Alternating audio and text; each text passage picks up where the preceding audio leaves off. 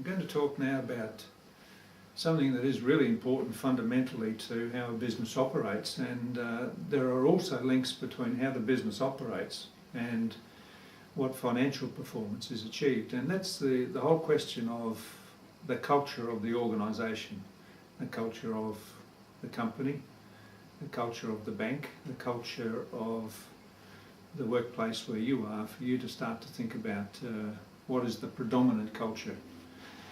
And there's three ways to describe culture quite simply. Sometimes they're appropriate, but very often they're inappropriate. The first one is a culture that's very aggressive. And we see aggressive cultures are probably required in maybe a fish market or a trading situation where people are bidding and trying to chase customers, and they have an offering of their goods and they're trying to attract the customers. So they become very aggressive and they become very loud and they become very pushy and they become demanding on their customers. And sometimes that's okay in that sort of situation. But in a company, a professional firm or an organisation, then being very aggressive can often be the wrong thing to do. The reason that it can be the wrong thing to do is that if the boss is very aggressive and if the leadership team is very aggressive and all the management are very aggressive, it's amazing, but the workers, the people that are producing the goods and the services and the processes, they become very defensive, they become very passive is a better word, they become very passive. I used to see it in the banking business some years ago, when the bank manager and the bank staff were very passive. They didn't really respond very well to customers. They always asked the boss for permission to lend some money or to send some money overseas. They're very passive. They didn't take any initiative, and they always looked to avoid difficult situations as well. So on the one hand, we've got very aggressive managers and leaders, and then on the other hand, that drives very often passive behaviour. People become nervous and cautious and anxious and therefore just do their own work but don't really look at the opportunities to service the customers very well.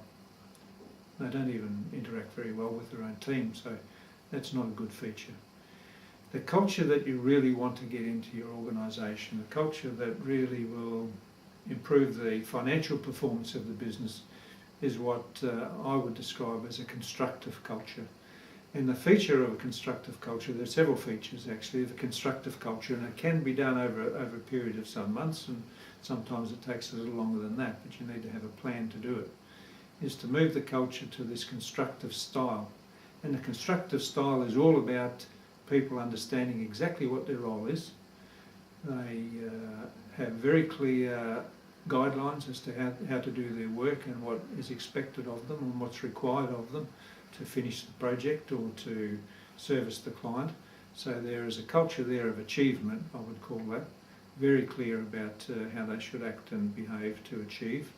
And it can't be aggressive and it can't be passive. It's got to be very constructive. The other couple of aspects, there are three aspects to the constructive culture, are a sense of, if I work in this organisation and in this culture and this nice constructive culture for 2 or 3 years, I will grow and become the leader and the manager and the professional that I have the potential to be. The environment enables me to do that. We have good customer relations, we have good collaboration amongst our staff, and we also have good professional development and training. Another aspect of a constructive culture is that it's a very encouraging place to work, that people are encouraged and they're motivated and they're rewarded for good work. They're sometimes spoken to candidly about work that's not so good, but it's always very constructive and very much in a humanistic way. They're treated as respectful human beings, so that's a good aspect of that culture. And the third aspect of that I've mentioned is the what's termed the affiliative behaviour. That is, the team cooperates amongst themselves and they even cooperate with different groups within the organisation. They like to work in teams. They achieve more and they get better productivity by working in teams. So just in summary again, the three aspects of culture which are very important: the aggressive, which has its place but only in a very dynamic, fast-moving, aggressive market environment; the passive culture, which really means that people sit back and do very little and they're very unproductive and productivity suffers. They don't really take any pride in their work. But the one we're really after is a constructive culture, and I can talk some more about that as we go on.